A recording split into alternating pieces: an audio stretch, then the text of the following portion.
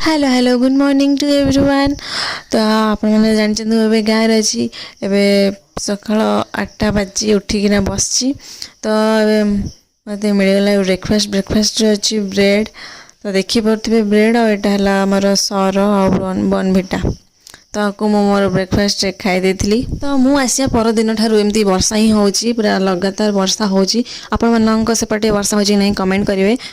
तो जहाँ भी वर्षा हेले भी बहुत भल लगुच, सुंदर देखा जाଉଛି सबआडे पूरा ग्रीनी ग्रीनी। आ वर्षार फायदा ये तीन जन बहुत भलसे उठुଛନ୍ତି। देखिए लुडु धरिकी बसी जाइए, किए डाकिले कौन कले किसी जना पड़नी शुणु भी ना। तो लुडु खेल चलती। तो मु मोर गाधि सारा टे मोर वीडियो एडिटिंग करी। बोर्ड डाकिले कि आस खाइब मैंने लंच करने। तो लंच बापा नहीं आसते बिरियानी। तो से दिज आग बस खाइले मत डाकुना। तो मुझे जाऊँगी खाइदेवी। खाई सारापर लंच सारापर आम तीन जन आसी मुवी देखुलु। मुवी देखी सारापर निद होता आम शोई पड़ू। शोई गला बेलू बो आसी। तो बो नाला आपने देखिए मोर आग भिडियो सब बो ना।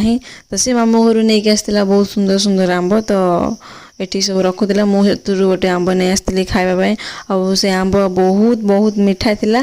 तो मुझे सांगे सांगे 2-3टा आंब खाई। तो तार किसी समय पर पिलाटे आम पाखे पहुँच जाते। तो आम गोटे बड़ खटी चलना चलना चलना सन्ध्या 6:30 जाए। तो ता भर कुरकुरी भी खिया जामर।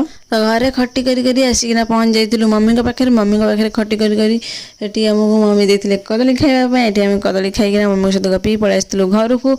मदर्स डे गिफ्ट से दिखाई ये दिज रही से दिखाई नाला। तो तापर मु खाई पी आसी शोई पड़ी। तो thanks for watching. Tata bye bye.